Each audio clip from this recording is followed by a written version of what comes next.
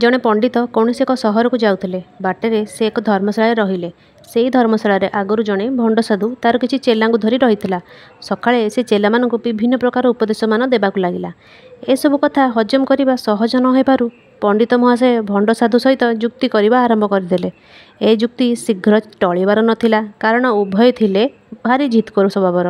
ତେଣୁ ଯୁକ୍ତିତର୍କରେ ଖଣ୍ଡମଣ୍ଡଳ କମ୍ପିଗଲା। ଦୁହେଁ ଉତ୍ତେଜିତ ହୋଇଗଲେ। ସେମାନଙ୍କ ଆରୋପ ପ୍ରତ୍ୟାରୋପ କ୍ରମେ ବ୍ୟକ୍ତିଗତ ସ୍ତରକୁ ଚାଲିଗଲା। ଧର୍ମଶାଳାର ମାଲିକ ଆସି ସେମାନଙ୍କୁ ଛଡ଼ାଇ ନଥିଲେ କଥା ଆହୁରି ଗୁରୁତର ହୋଇଥାନ୍ତା। ଏ ଘଟଣା ସରିଗଲା ପରେ କିଛି ସମୟ ପର୍ଯ୍ୟନ୍ତ ଯୁକ୍ତିତର୍କ କରିଥିବା ପଣ୍ଡିତ ରାଗ ତମତମ ହୋଇ ରହିଲେ। ଧର୍ମଶାଳାର ମାଲିକ ତାଙ୍କୁ ପଚାରିଲେ, ଆପଣ ଜଣେ ପଣ୍ଡିତ ବୋଲି ଜଣାପଡ଼ୁଛି, କିନ୍ତୁ ଆପଣ ଏଭଳି ଆଚରଣ ଦେଖାଇଲେ କାହିଁକି? ପଣ୍ଡିତ କହିଲେ, ଜଣେ ନିର୍ବୋଧ କଥା କହୁଥିବା ବେଳେ ତାର ପ୍ରତିବାଦ କରିବା ଉଚିତ ନୁହେଁ କି? ଧର୍ମଶାଳାର ମାଲିକ କହିଲେ, ତାହା ସତ ଯେ, ହେଲେ ଜଣେ ନିର୍ବୋଧ ସହିତ ଯୁକ୍ତି କରି ଚିତ୍କାର କରିବା ମଧ୍ୟ ନିର୍ବୋଧତା। ସେ ନିର୍ବୋଧ ସ୍ଥାନ ଛାଡ଼ି ଚାଲିଗଲାଣି। ଆଉ କିଛି ସମୟ ପରେ ସେ ଏହାକୁ ଭୁଲିଯିବ, କିନ୍ତୁ ଆପଣ ଦିନ ତମାମ ଏହା ଦ୍ୱାରା ଆକ୍ରାନ୍ତ ହୋଇ ରହିବେ।